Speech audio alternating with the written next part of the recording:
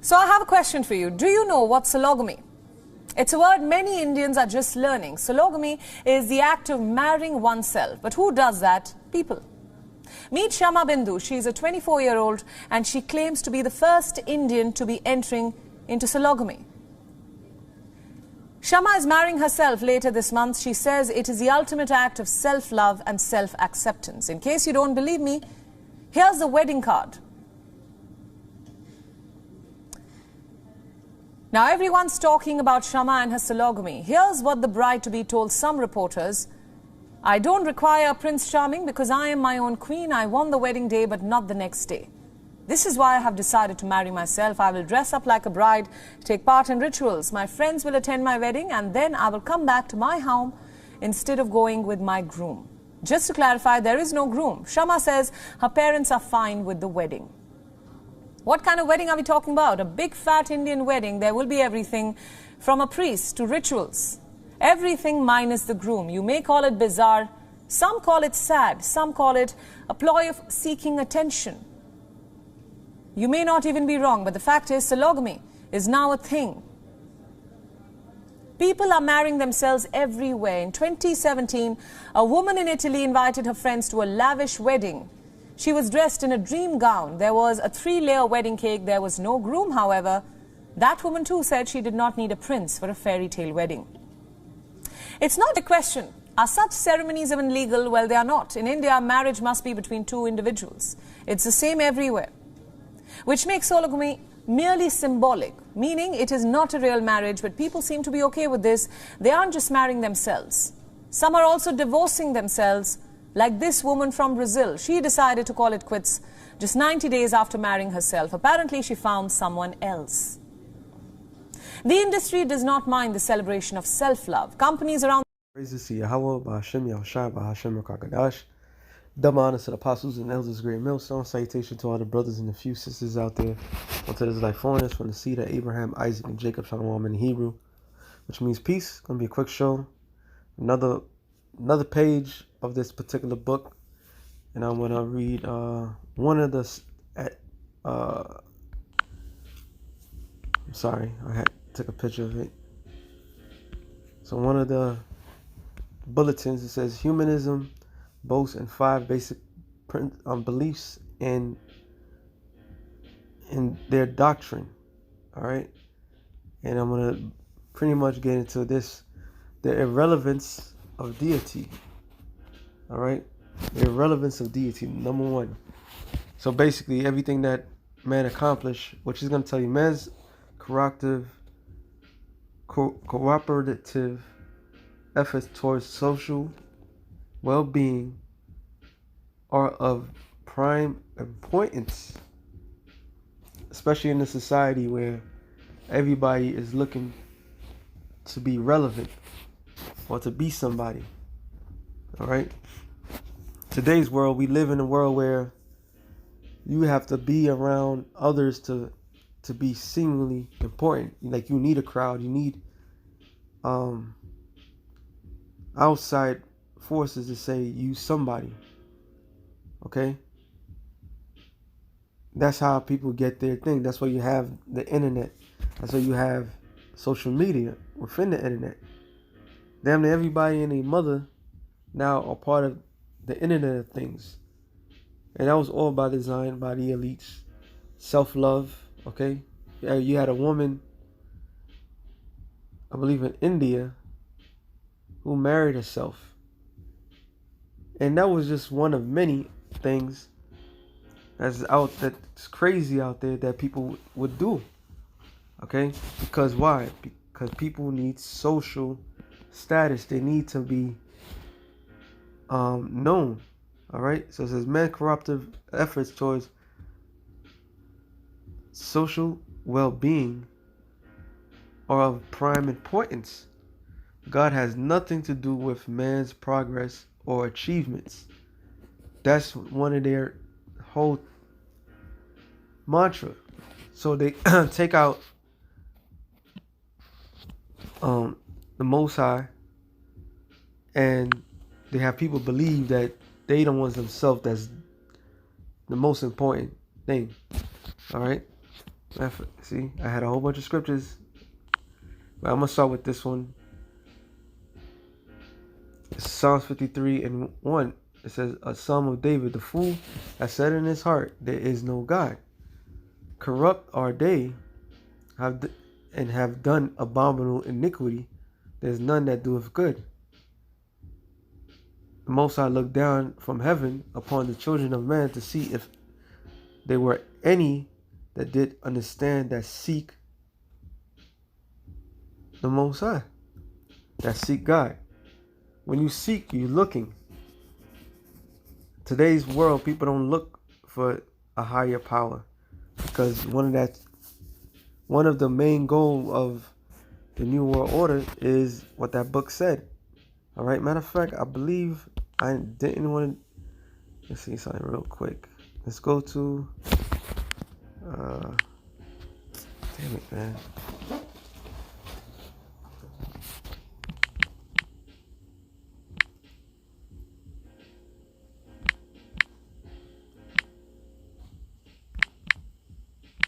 If I'm not mistaken.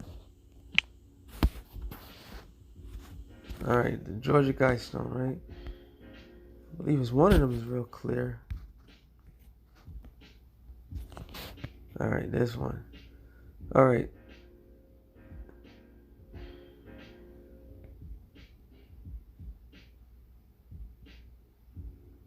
Well, they don't, it doesn't have, but it was something to the extent. The same thing. They want to give credit to themselves. They want to pump themselves up. That was something that they wanted to do. To have man just worship themselves, technically. It says, Georgia Guidestone on guide reproduction wisely, improving fitness and diversity, unite humanity with a living language, rule passion, faith, tradition, and all things with temporary reason. That's what I was looking for, but that was good, because they want to maintain humanity at a certain number. Okay, but yeah, they worship themselves, which leads to, if I'm not mistaken, make sure I get it right. Should be Timothy's.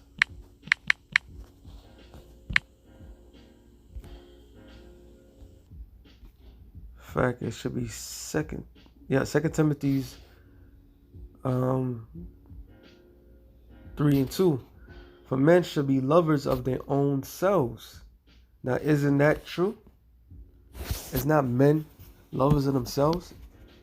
Why? Because it was put in motion, it was put in plan to have people believe that all the achievements that they ever accomplished was done by their own hand. Okay? Proud these people are. Real proudful. Let me see what commentary says. Lovers, covenants, boasters, proud. Oh, this is a good one. Romans 15 and 1. It says, we then that are strong are to bear the infirmities of the weak. No, that's not what I was looking for.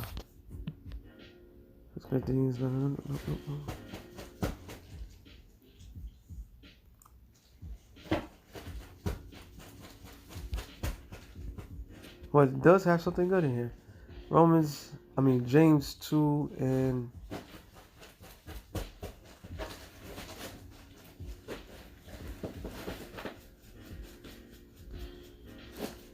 2:2. It says, for if thou come unto you an assembly, a man with a gold ring and a godly apparel,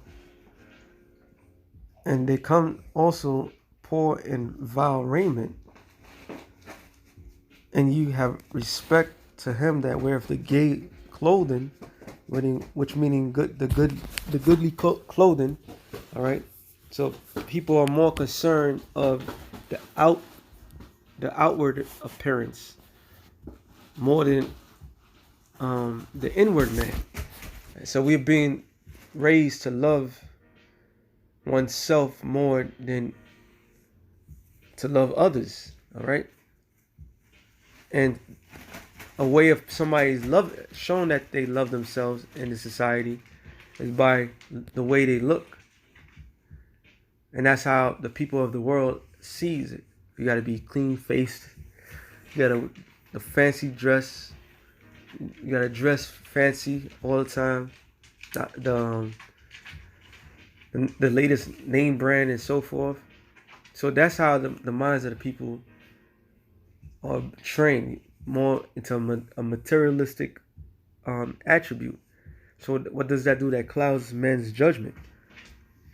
It says, and say unto him, sit down here in a good place, and say to the poor, stand down there, or sit here under my footstool. Okay, so man has become blinded to the fact, and that was all done intentionally, because Esau, the so-called white man who runs this world, runs it in a carnal manner, not in a spiritual manner, because he himself there's nothing spiritual about him. That's why that says what it says, because a man's achievement, it says, read again, it says the irrelevancy of a deity, and deities are what? A god. All right. It says man cooperative effects towards social well-being or of prime importance. So your status amongst your peers is more important than serving a higher purpose, a higher power. All right, which leads me to one of my favorite scriptures. I'm not gonna make this long. Proverbs 30 and I believe it's 11. There's a generation that curseth the father and doeth not bless the mother. There's a generation that are pure in their own eyes. So didn't I read in 2 Timothy that they shall love themselves? Matter of fact, let me read it again.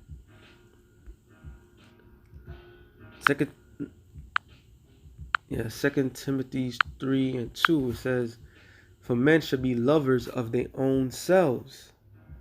All right. So they're pure in their own eyes. They love their own self.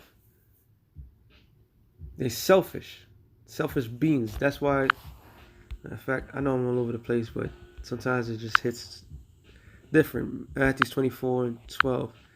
It says, because iniquity, which is sin, all right, is sin meaning unbalanced. There's more sin, there's righteousness, shall abound. So since the attributes of the behavior of sin, and a lot of the sins are selfish things. Okay, so because these things are abounding, which means there's going to be an abundance of it, the love of many shall wax cold, and the behavior of everyone is going to be cold towards one another.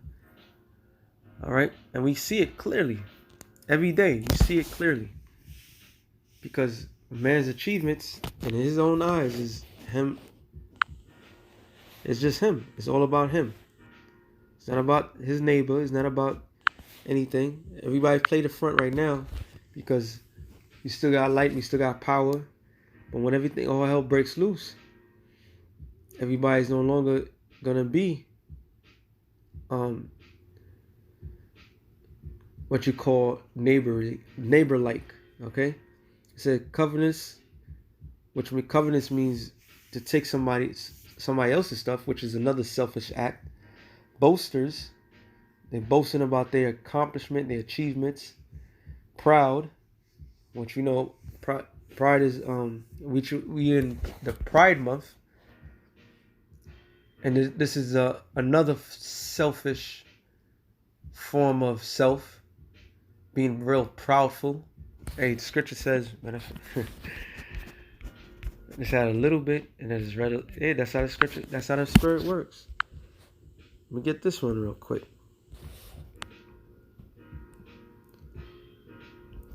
Second Ezra 8 and 50. It says, for great miseries shall be done to them that in the latter time shall dwell in the world, because they have walked in great pride. And we live in a whole entire month, 30 days of 1 month, what they consider the whole month pride. So these people are pride and they're proud full of their own self. So there's a consequence and repercussions for every act that a man does. So going back to what it says, irrelevancy of a deity, irrelevancy of God, period. Okay? That's how they, once you take the equation of a higher power, a higher self, and you believe in self-improvement or self-elevation or self-evolution, that leads to pride. All right? Matter of fact, I do have one more with that. I believe it's Ecclesiastes 10.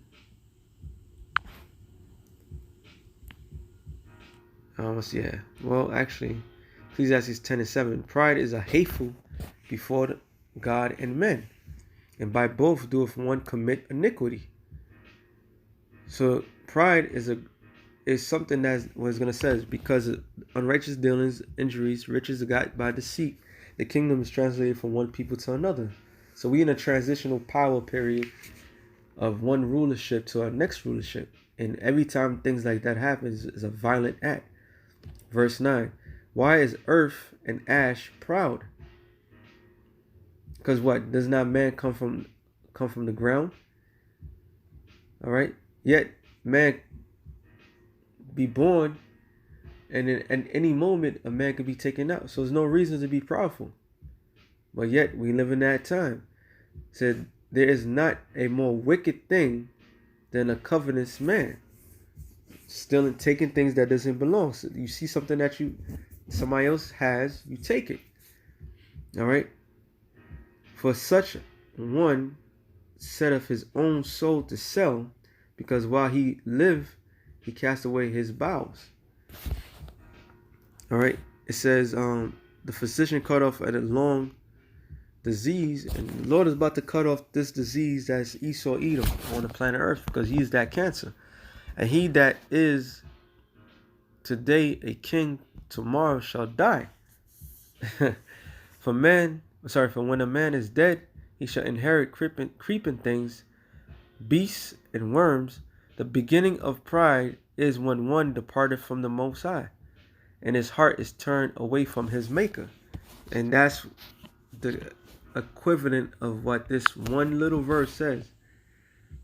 All right. It says, man's cooperative efforts towards social well-being are of prime importance. God has nothing to do with man's progress or achievement. So that in itself proves that this devil pushes a selfish demeanor into everybody's mind. It's all about you. It's all about you. That's why people always in social media looking for likes, looking for acceptance. All right, and they never really can sit there and do anything for themselves, because they need a community to tell them things about themselves. Which, once you take that out of the equation, you take the most out of the equation, you're a fool. All right. So let's go back to this. It says, blasphemers, a filthy, wicked act, abomination as well. Disobedient to parents, unthankful, unholy. So we are in some unholy times with some unholy people. All right. We're in some ungodly times. And that one verse proves that what's going on today is relevant of what they wanted to accomplish. The mission accomplished. So with that, I mean, there could be more, but I'm just going to make this short. Shalom to the elect of the nation of Israel. Shalom.